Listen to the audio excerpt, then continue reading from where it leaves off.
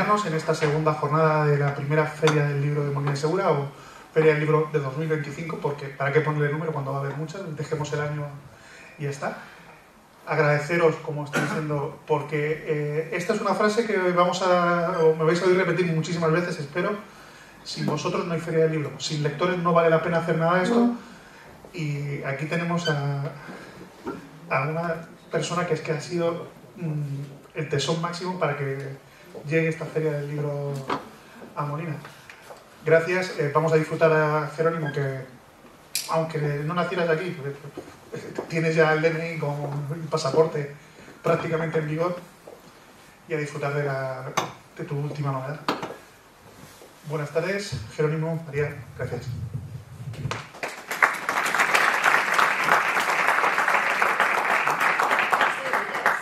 ¿Se oye bien? ¿Sin el micro? Hola, ¿qué tal? ¿Se nos oye? Sí. Hola.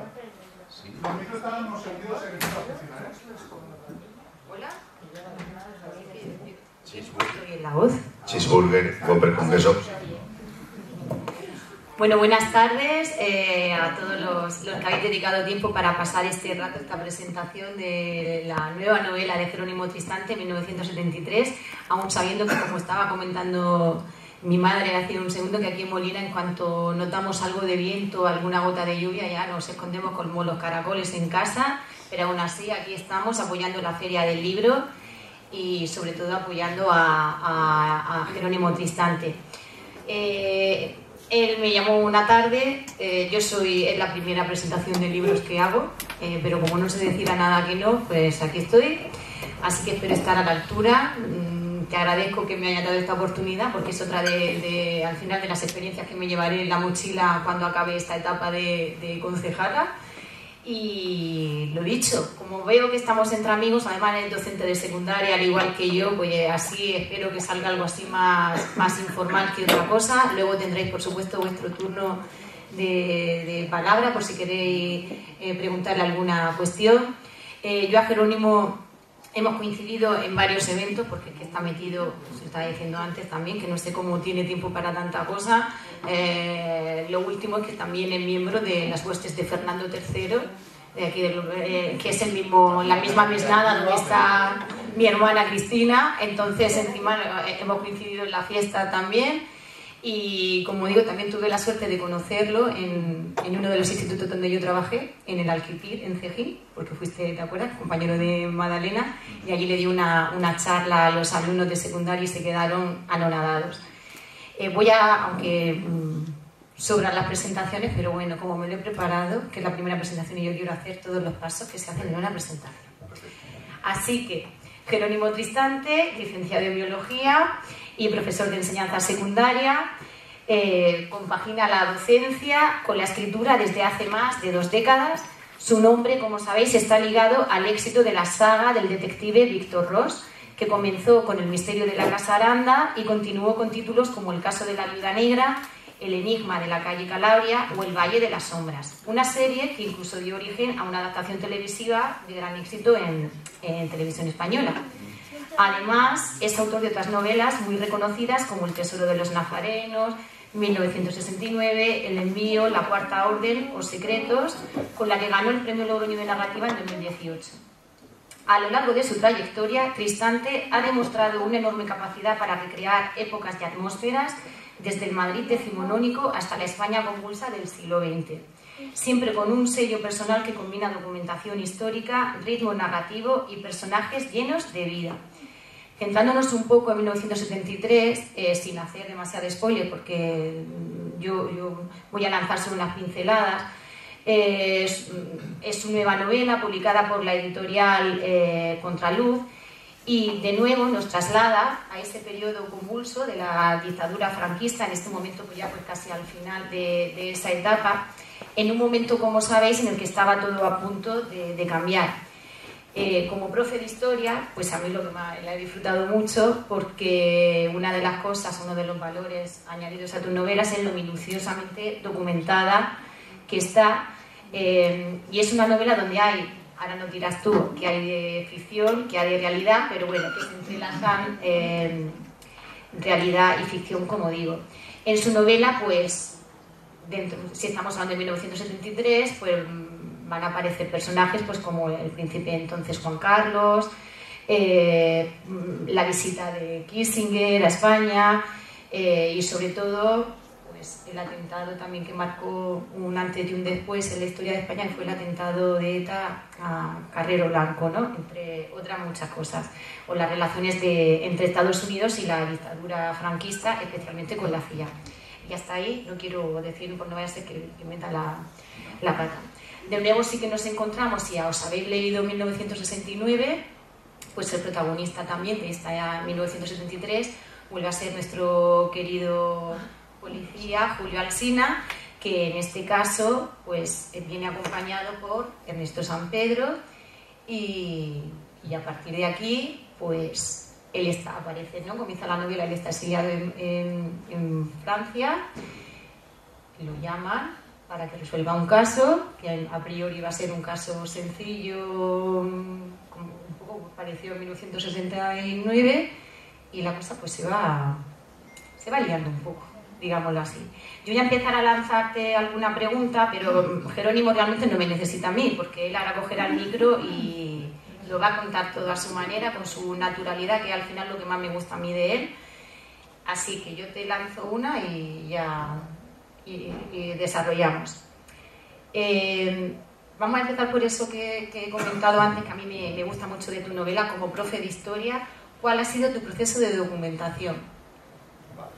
Bueno, buenas tardes a todos, muchas gracias por venir. Quería dar las gracias al Ayuntamiento de Molina, a Jesús Boluda, a Raúl, a todo el equipo de la Feria del Libro y por supuesto a María por hacerme el honor de presentarme la novela. No vengo así demasiado elegante por vosotros, que os merecéis eso y más, pero es porque como estoy de pregonero de la Semana Santa, pues he tenido una procesión. Entonces, pues, así parece, claro, parece que me he caído de la tarta. Bueno, entonces, a ver, el proceso de documentación siempre me pasa lo mismo, ¿no? De hecho, ahora con lo del pregón, estoy preparando el pregón para la Semana Santa de Murcia, que se hace en el Romea, que vas a hablar a gente de un tema que ellos saben muchísimo más que tú, y al principio se pasa una etapa, como me ocurrió con esta novela, que como con todas, de un poco de pánico, porque tienes una idea, la quieres ambientar en una época o en una ciudad, y al principio estás más perdido que Marco el Día de la Madre, es que no tienes nada, no encuentras cosas, y luego poco a poco van saliendo cosas, no encuentras una librería, pues yo que sé, de la zona, un libro que te viene bien, empiezas a encontrar fotografías, planos que son muy útiles, miro mucho la hemeroteca y al final pues me sobra información. Entonces yo creo que el secreto es un poco seleccionar lo que tiene relación con la trama, porque si no haces una especie de ensayo histórico bodrio muy denso que al lector lo machacas. Entonces es quizá lo más difícil, estar con la tecla de quedarte con aquello que puede hacer que el lector sienta que viaja en el tiempo y que ve aquella sociedad como era, ¿no? Y normalmente para eso hay las cosas más simples son más útiles, ¿no? Por ejemplo, esta época es muy fácil, pues yo tengo una novela templaria, que claro, pues encontrar documentación de 1045 es muy jodido, en cambio, es muy difícil, perdón, he dicho difícil, y en cambio conforme te acercas es más fácil, de esto pues hay un montón, hay nodos, hay documentales, entonces es una época fácil de ambientar una novela. Es verdad que el escenario me favorecía mucho porque claro, algo has dicho tú, es el escenario, primero Alsina va a Vera, Almería, a investigar un supuesto parricidio, parece que un ciudadano francés que degolló a su familia, a sus hijos y a su mujer, y desapareció. Piensan que se suicidó, no saben lo que pasó, y de eso hace 2 años. Es un cold case, un caso frío, y a él lo llaman para que reactive eso, que está ya... Sabes que los casos que no se resuelven pronto son muy difíciles de arreglar, y él no quiere venir, le da miedo, porque claro, ya, si os acordáis de 1969, no acabó muy bien con los americanos y con la CIA, pero no, lo quieren en el ajo y bueno, esa es otra de las trampas de cuentacuentos que hacemos nosotros, ¿no? por qué es tan importante ese asesinato que tiene lugar en una urbanización de lujo que se llama Puerto Rey, en Almería. ¿Por qué la CIA está interesada en eso? ¿Por qué el régimen también le ayuda? Le coloca a San Pedro, que es que nos reíamos antes, Usajara y yo, porque San Pedro es mi director, se llama San Pedro, no se llama, sí, se llama San Pedro. A ver, pero no es un personaje, mi José no sale, ¿no? En cambio sí que sale el antiguo secretario del centro, Juan Gomarisi, que sale de forense. Y lo puse igual que ese. Cuando ahora se ha jubilado y viene de vez en cuando allá a reírse de nosotros y le digo, ¿qué pasa, forense? Bueno, sí. ¿Y qué ha pasado en El precio del trono de Pilar Urbano? No lo he leído. Va, no me digas que va de esto también. Ella hace un poco entrever la relación entre la CIA y la banda terrorista ETA. Sí, ese es un tema. En el tema del asesinato de Carrero Blanco, lo deja ahí entrever. A ver, es que, vamos a ver, las teorías de la conspiración no aparecen porque sí, la gente no es tonta. O sea, siempre que surge una teoría de conspiración, no, la gente no es imbécil. ¿Alguien en su sano juicio se puede creer que elija al viejo cual mató a Kennedy? Porque si alguien lo piensa, es que es evidente que no, es que no pudo hacer esos 3 disparos, es que no le daba tiempo, la bala difícil le viene de frente desde el montículo. Pues esto es lo mismo, o sea, tú ves, es verdad que sí que hay teorías de la conspiración que son un poco tontas, eso es cierto, ¿no? Pero por ejemplo, el Carrero Blanco lo mata ETA, indudablemente, el atentado es una autoría de ETA clarísima, sabemos quién es el comando, quién lo integran, cómo lo hacen, pero aunque quien tira del gatillo es ETA, es evidente que hay muchos detalles que apuntan a que la autoría intelectual del atentado no es 100% ETA, y luego también que hay mucha gente que curiosamente miró a otro lado. Yo pongo un ejemplo, el ministro de Interior al que le matan a Carrero, que eso es paquete FS, pues lo nombra el presidente del gobierno. Entonces, claro, tú cuando hay una cosa de estas raras, tú sigues la línea de los ascensos, como decían en todos los hombres de presidente, sigue el dinero, pues tú sigues los ascensos, cuando hay una cosa rara, y son los que han estado metidos en eso. Entonces, claro, hay muchos interrogantes ahí muy llamativos. La CIA tiene nuestra transición ahora hay quien la ha querido denostar, primero Pablo Iglesias, luego se ha sumado a eso incluso nuestro presidente, y nuestra transición es un proceso de notable alto, entre otras cosas porque yo creo que tiene un marchamo clarísimo de la CIA y de los socialdemócratas alemanes que nos tutelan, aunque hay gente aquí también que empujó eso, los aperturistas, estos 4 Fernando Miranda, Fraga también, todos estos, y gracias a eso se pudo hacer, pero tiene un diseño que era muy claro, que era monarquía parlamentaria, OTAN, Unión Europea, como así fue, y a nosotros entrar a la Unión Europea nos ha salvado y nos ha hecho ser un país moderno y desarrollado. Entonces todo eso estaba muy pensado y Carrero era un obstáculo para eso. Y de hecho hay una cosa muy interesante, al hilo de esto que me preguntas de la CIA, por ejemplo, esto no está en mi novela, así que no os hago ningún spoiler por contarlo. El comando que mata a Carrero, que se llama Chiquia, por un líder de ETA que murió en un enfrentamiento con la policía, comando Chiquia empieza a pensar en Carrero, que no lo iban a matar, lo iban a secuestrar, por la famosísima, que la conoceréis toda, reunión de la cafetería del Hotel Mindanao, esto que lo cuentan ellos. Ahí podéis ver una entrevista de Wilson, que Wilson lo cuenta, ¿sabes? Entonces, la banda les da una cita, oye, tenéis que ir al Hotel Mindanao, a la cafetería a tal hora. Y allí que se van Argala y Wilson. Wilson se queda haciendo el gato fuera, vigilando, que es uno de los miembros del comando, que luego lo quitaron porque era muy inestable, y entonces Argala entra y se ve al misterioso y famoso aquel señor que iba todo trajeado, como fue la boca, chaqueta, chaleco y tal, que claro, evidentemente un tío no tenía pinta de progre de la época, tío que parecía como del sistema, y entonces ese tío le da un sobre y se va. Y entonces abre en el sobre y dice, en el sobre solo hay un papel que dice: Carrero Blanco va todos los días a las 8:30 de la mañana a San Francisco de Borja a misa. Hostia, y estos dicen, esto no puede ser tan fácil. Se van a misa y está allí Carrero en misa todos los días a las 8:30, que ellos van y están sentados al lado del tío más importante del régimen, que llevaba 2 escoltas, y se ponen en la fila a comulgar y están detrás de él. Entonces, claro, ya empiezan a pensar en secuestrarlo, luego esa idea se cambió por lo del asesinato, también habían pensado secuestrar a la mujer, de hecho llegan a tener un zulo, es que no me acuerdo si era en Vallecas, en un barrio de Madrid, que lo hizo, les hizo la gestión la rubia, que se llamaba Carmen Laforet, la mujer de Alfonso Sastre, que sí, luego estuvo muy ligada toda su vida al MLNV y al movimiento radical de liberación vasco de la más izquierdosa, y prepararon un zulo con albañiles del Partido Comunista, que ellos no sabían lo que estaban haciendo, ellos piensan que estaban haciendo un zulo para guardar a lo mejor una vietnamita o papeles, y van a meter a Carrero Blanco ahí. Entonces, por si eso no fuera poco, cuando Carrero lo ascienden a presidente, a primer ministro, digamos, a presidente, le refuerzan un poco la seguridad, pero tampoco mucho. Y entonces es cuando viene la teoría de que ahí es cuando deciden matarlo, que deciden matarlo más por la segunda reunión del Hotel Mindanao, lo vuelven a convocar, ahí ya no está Wilson, y entonces el mismo tipo ese trajeado les da un sobre, y ahí ya sí que abren el sobre, y ahí está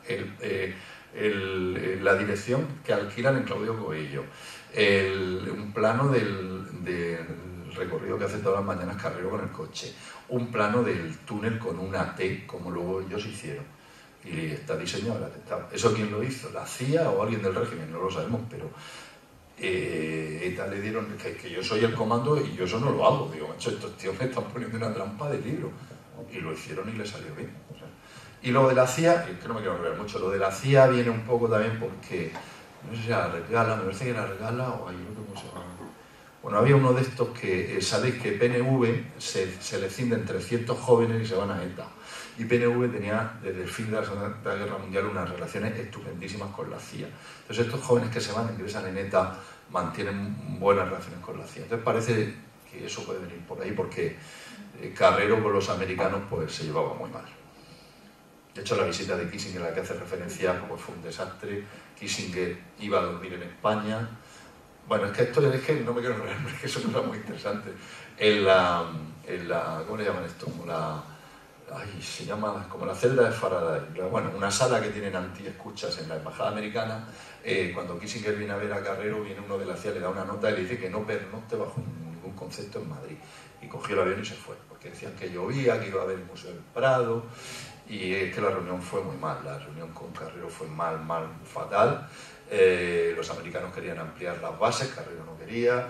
Carrero estaba en un fregado con los franceses, que quería hacer una entente con Francia y salirse un poquito del redil para tener una bomba atómica y tener poder nuclear, y eso no iba en el diseño que hemos hablado y entonces pues fue muy incómodo para mucha gente.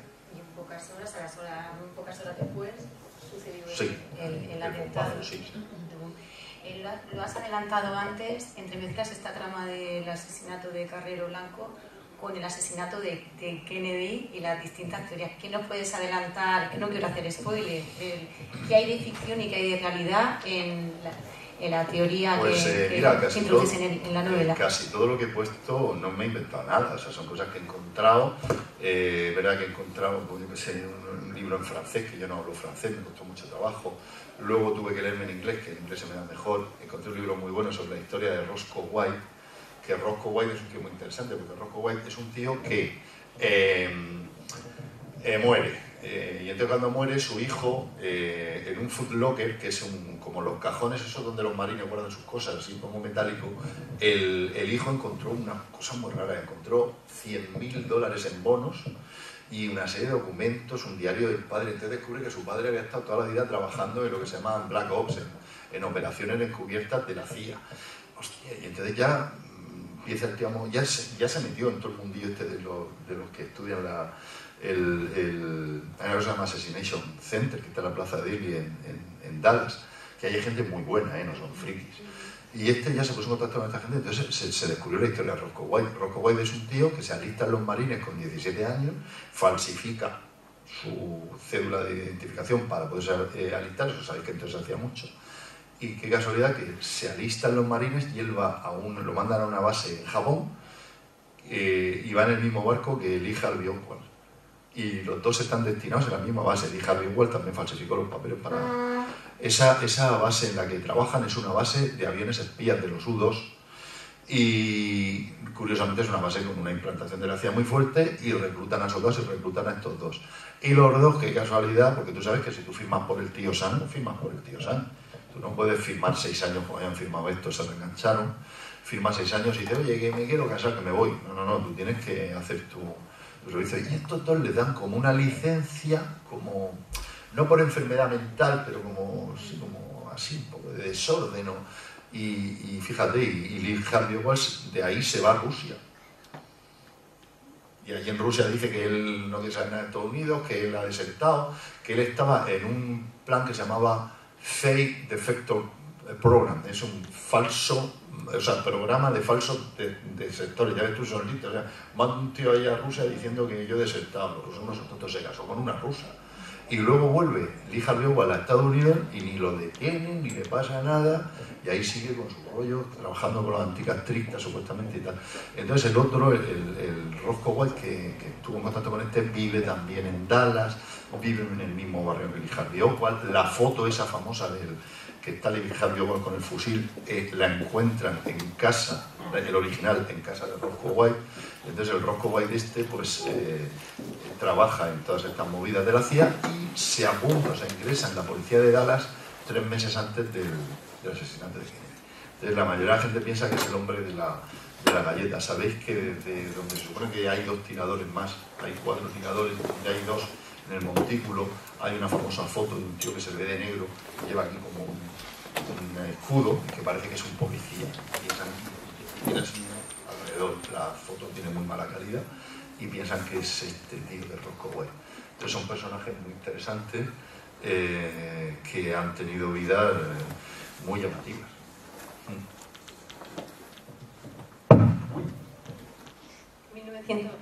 ¿Por qué has escogido 1973?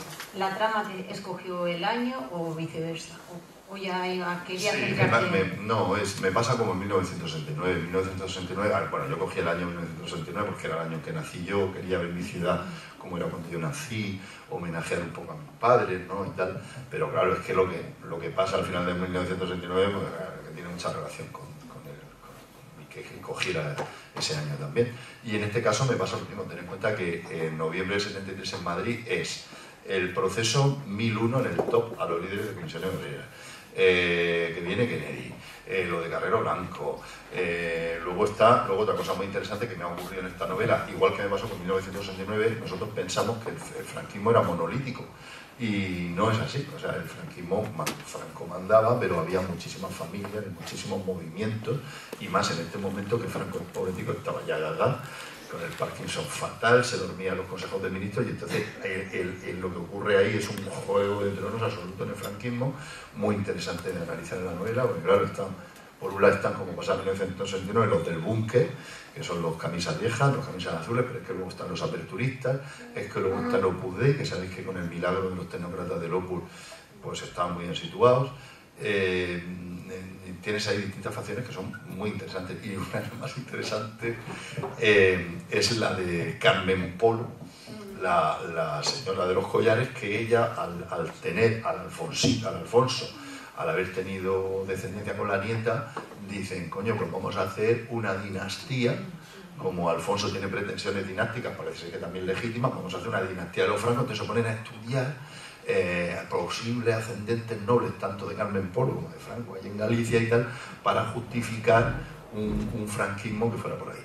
Por otro lado, ya se había más o menos tomado la decisión de lo del príncipe Juan Carlos, entonces claro, pues ahí hay un movimiento muy interesante. De hecho, Arias Navarro, el ministro de Interior, que luego lo nombra presidente, era el hombre ahí metido de Carmen Polo, o sea que estaba alineada con esos elementos. Lo que pasa es que lo de Alfonso Borbón lo neutraliza Carrero, porque Carrero crea el SECED, que es el embrión del CNI, y luego el CSIC, y en vez de dedicarse pues por ejemplo, si hubieran investigado lo de ETA, a lo mejor el hombre se hubiera salvado, pues se dedican mucho a controlar al rojerío, pero también a gente del régimen. En un informe se llamaba Informe Jano, que tenía el tío allí, con perdón, mierda de todo el mundo, y entre otras cosas tenía cosas de reuniones del Alfonso de Borbón con logias masónicas, y ahí los pilla. Pero además, el Carrero es que se va muy mal con mucha gente, por ejemplo, con el padre del príncipe, con el don Juan también se va mal, porque en Estoril, no sé, hubo un encuentro y el otro, muy desafortunadamente, le hizo una alusión a una cosa de su vida personal, parece ser una aventura que había tenido la mujer de Carrero. Claro, eso Carrero, bueno, le hizo gracia encima de Carrero, que era Opus Dei, duro, y entonces ya le puso las cruces. Carrero es que se llevaba mal con todos, la verdad, pobre hombre. Bueno, ¿Habrá un 1975? Pues no lo sé en qué fecha. A ver, alguna cosa más probablemente sí que haré, porque cuando terminé 1969, como Alsina vuelve aquí, ya después con su amigo Refunes, con los hijos que tiene, con Rosa, pensé, coño, me he dejado ahí unos años que puedo hacer cosas con Alsina. Claro, es una época muy interesante. A mí, por ejemplo, en 1973 me lo pasé muy bien, porque estas cosas que estamos hablando, el asesinato de Carrero Blanco es el pistoletazo de salida de la transición. Carrero Blanco, entre otras cosas, se oponía a la ley, lo que fue la ley de partidos políticos, que se llamaba era ley de asociaciones políticas, me parece. Bueno, que era la ley que iba a dar lugar a que se pudieran hacer otros partidos políticos legalmente. Se oponía a eso, o sea, él era más partidario de un franquismo sin Franco, pero con él.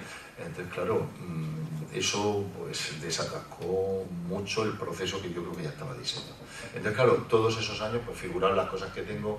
Hombre, con el 23F no me apetecería meterme, porque es un poco ya manido, pero bueno, en el 23F también hay cosas muy interesantes.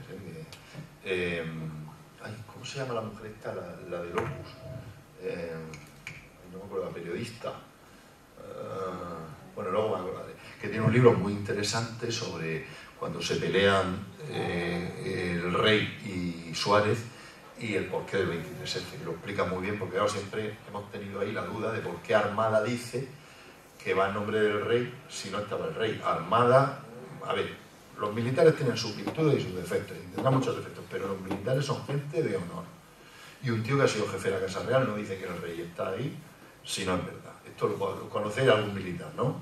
Los militares no mienten. Entonces, que el tío se planta se planta de tejero, pero el otro dice, aquí está el rey. Eso da mucho que. Y eso lo cuenta, ¿cómo se llama la mujer esta? Bueno, luego cuando me acuerdo lo diré. Estoy ya muy mayor.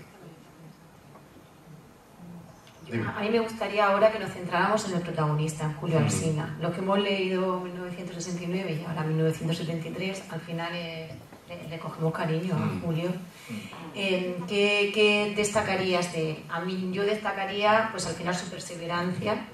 A lo largo de 1973 tiene millones de oportunidades de volver a París con su familia, pero él tiene que llegar hasta el final y resolver ya por honor, por cabezonería y sacrificando al final pues su propia vida, ¿no?, familiar.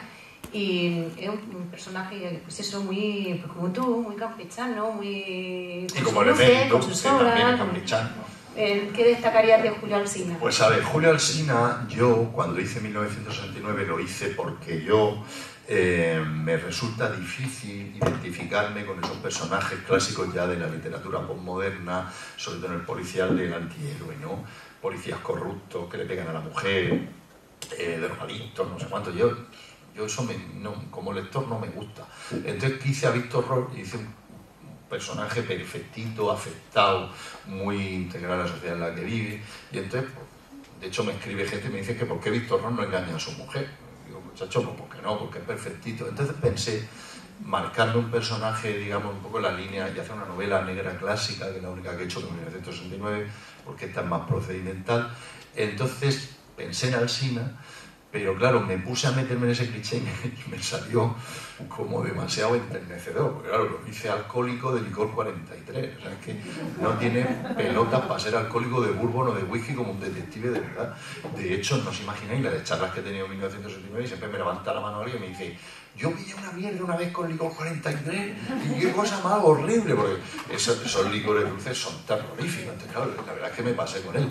¿Qué pasa? Que como en la primera novela lo vemos que está ahí en esa nube etílica del licor 43 y el hombre, pues su historia es una historia de redención, pues yo me di cuenta que los lectores empatizaron, conectaron muchísimo con Julio Alsina y de hecho me decían, ¿y cuándo vas a hacer otra? Y es que, ¿por qué no hacer otra de Julio Alsina? Y claro, yo pues que tampoco tenía tiempo, porque es que no tengo mucho tiempo, porque durante el año estoy dando clases y escribo en verano. Este verano he estado con la 7ª de Víctor Ros, que está ambientada en Nueva York, luego Chicago, luego me lo voy a llevar a Montana y he llegado pues a unos 2/3 de la novela. Y donde paro el día 30 y me paro y ya seguiré el verano que viene. Entonces, claro, es que tampoco tengo mucho tiempo. De hecho, esto lo hice, creo que fue hace 2 veranos, me parece. O sea. Entonces, claro, pero la gente me lo decía y a mí me apetecía hacerlo, pero es que no me veía con tiempo.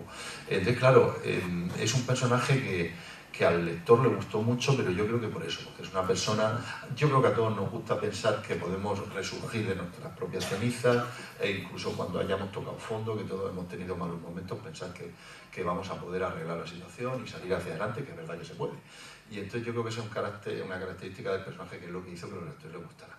Y luego tiene su parte de sabueso, que es un tío que a mí me pasa un poco, porque es un tío que tiene un don, que es que se mete a investigar que han robado una fregona, macho, aclarando dónde está Jimmy Hoffa. Yo qué sé, que acaba el tío y no sé qué le pasa, ¿verdad? Esa es una de sus características, y la otra es lo que has dicho tú, que siempre da una vuelta de tuerca más, es muy escéptico, y casos que ya están cerrados, e incluso en este caso, cuando ya se supone que ya está también, él siempre ve un paso más allá, y a veces le dicen, macho, esto es tu imaginación, o que tú no te quedas tranquilo, que tienes un problema, pues luego acierta. Entonces, bueno, pues esa es una característica de él como detective que le hace único, y por eso los americanos le encargan que venga a investigar el parricidio ese de Vera Almería. Por cierto, era muy interesante también, que me lo pasé muy bien documentándome sobre Vera. Me puse en contacto con un archivero, me mandó un montón de material, hasta los programas de fiestas, y me ha parecido interesantísimo también el fenómeno del turismo. O sea, yo pienso, igual te he chafado una pregunta. Yo pienso, documentándome para la novela, luego ya cuando me ponga a escribir y cuento lo que va pasando, Alsina viene a España, y claro, Alsina se espera encontrar un país hecho polvo, porque es lo que quiere, es que caiga el franquismo. Y claro, cuando el tío baja del avión y cuando ve la M30, que acaban de acabar, la dice, madre mía, y ve las luces, y dice, coño, aquí la cosa va bien, porque os recuerdo que en ese momento España era la 7ª economía del mundo. Lo del milagro de los tecnócratas de Lopus fue una realidad, más la gente que estaba fuera enviando divisas. Y luego el tema con los americanos, que es muy importante. Entonces, ¿qué pasa con el turismo? Que el turismo, que es una inyección de billetes tremenda para nosotros, yo estoy viendo un poco lo que cuento y las cosas que fui aprendiendo. Yo creo que fíjate lo que voy a decir, yo creo que no es ninguna tontería. No solo fue una inyección monetaria muy potente, sino yo creo que tuvo una influencia en lo que pasó luego, porque los españoles, esto parece una cosa frívola, pero yo creo que no la es, tú ves unas suecas en bikini ahí al lado, y cómo vive esa gente, aparte de los billetes que tenían, que al cambio, imagínate, el franco es francés, el marco alemán o la libra, venían aquí y se compraban 2 playas si querían. Aparte de eso, del dinero que metían, es que tú ves que hay gente que vive de otra manera, que es libre, que están acostumbrados a unos estándares de libertad que no tenemos. Y tú dices, coño, a mí me gustaría ponerme un bikini, ¿no? A quien no le gustan las suecas. Entonces, yo creo que eso tuvo una influencia en lo que pasó luego. Yo creo que sí. Yo creo que sí. No, sí que es uno de las partes que más me gustó, porque es al comienzo de la novela. Y es que aquí mi familia presente y amigos saben que yo veraneo en Carboneras.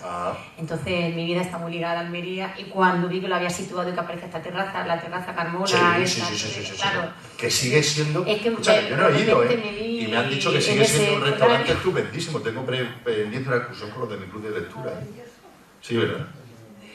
Además, cuando él va allí, claro, como yo tenía los programas de fiesta, él va 2 días después de la fiesta y decía, mira, ¿quién ha actuado los puntos? Ya ha actuado Luis Aguilé, y también sale un poco eso. Y mira, ahí puso una cosa que es verdad, porque, a ver, el tema de los americanos es muy interesante.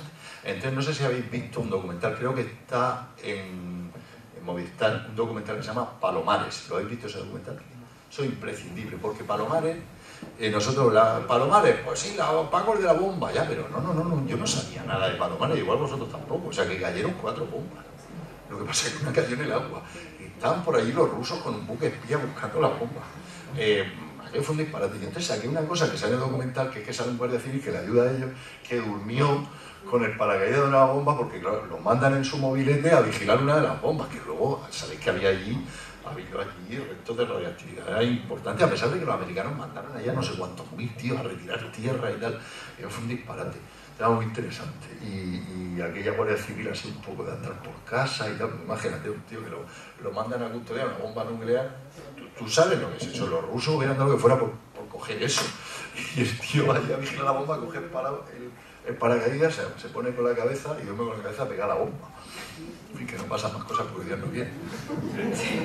Sí, es tremendo, es tremendo. Pero el tema de Palomares es muy interesante también.